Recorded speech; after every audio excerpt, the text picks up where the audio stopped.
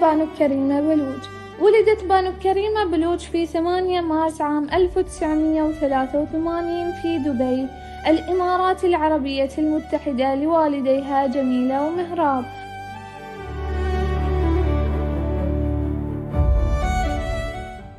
وهي ابنة شقيق الزعيم القومي البلوشي المعروف الأستاذ واحد قنبر.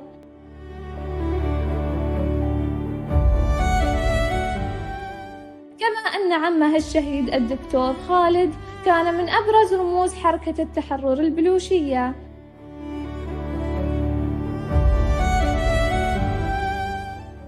تزوجت من حمل حيدر، أحد قادة حركة بلوچ القومية.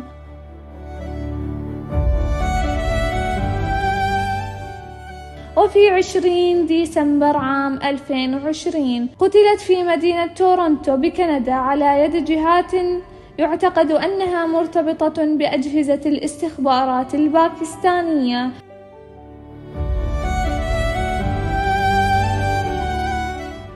ودفنت في قريتها الأم توم.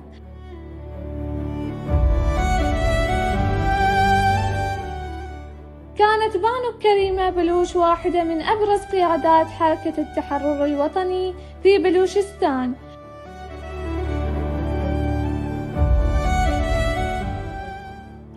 ماذا كانت تمثل؟ مثلت بانو كريمة بلوچ قضية حرية بلوچستان، ومن خلال منصة منظمة الطلبة البلوش كرست حياتها للنضال من أجل استقلال بلوشستان. جابت مختلف مناطق الإقليم محفزة ومعبئة الطلبة البلوش للانخراط في الكفاح الوطني للاستقلال.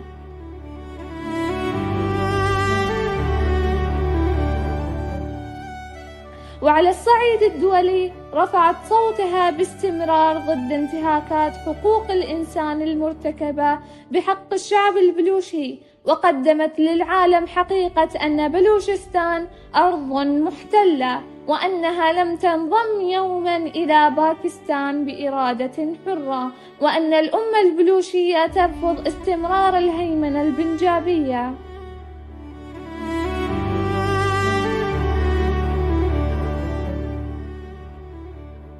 كيف خلدها التاريخ؟ في عام 2015 أصبحت أول امرأة تنتخب رئيسة لمنظمة الطلبة البلوش في إنجاز تاريخي غير مسبوق.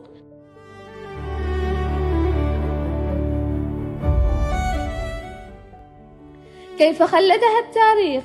في عام 2015 أصبحت أول امرأة تنتخب رئيسة لمنظمة الطلبة البلوش في إنجاز تاريخي غير مسبوق.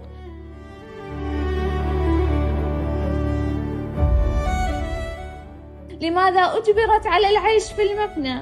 بسبب نشاطها السياسي ودورها القومي. تعرضت لتهديدات واعتداءات متكررة، فقد أطلق الرصاص على منزلها، واستهدف المنزل بقذائف صاروخية أيضا، وكان هناك خطر حقيقي من اختطافها وإخفائها قسرا على يد القوات الأمنية الباكستانية.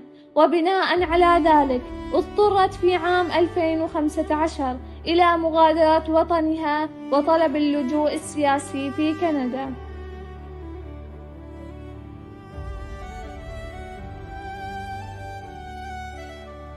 ما دورها في المفنى؟ حتى في المفنى واصلت بانو كريمة نضالها دون توقف، وبصفتها رئيسة لمنظمة الطلبة البلوش عملت على تعزيز التنظيم، وواصلت في نشر أوضاع بلوشستان في المحافل الدولية، ما جعلها عرضة للمراقبة والاستهداف خارج الوطن أيضا.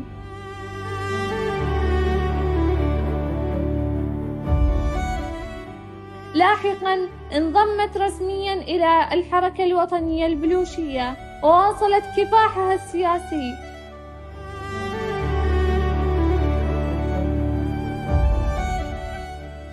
كيف استشهدت؟ في 20 ديسمبر عام 2020 قتلت بانو كريمة بلوش في تورونتو، ووفقا لما يؤكده نشطاء بلوش فقد جرى إلقاؤها في بحيرة أونتاريو على يد عناصر مرتبطة بالاستخبارات الباكستانية في أسلوب يعتقد أنه استخدم لإخفاء معالم الجريمة.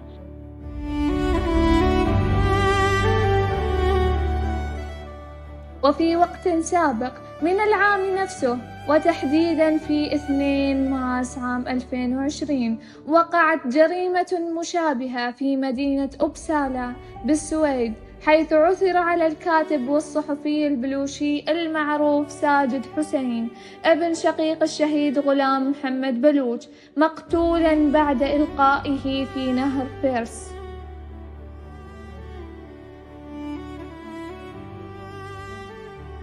وقبيل استشهادها وردتها رسالة على هاتفها جاء فيها: ستلقين هدية عيد ميلاد مقابل أفعالك.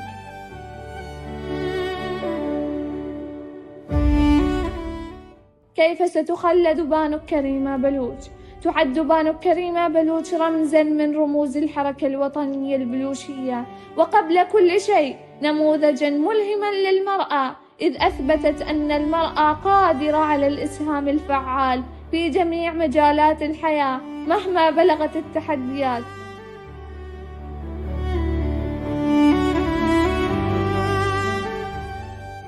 لقد جسدت حياتها حقيقة أن المرأة ليست أقل شأناً في المعرفة أو الكفاءة أو القيادة، فعندما تمتلك المرأة الوعي والشجاعة والقدرة يمكنها أن تقود الأمة بأكملها، كما فعلت بانو كريمة عندما انتخبت رئيسة لمنظمة الطلبة البلوش.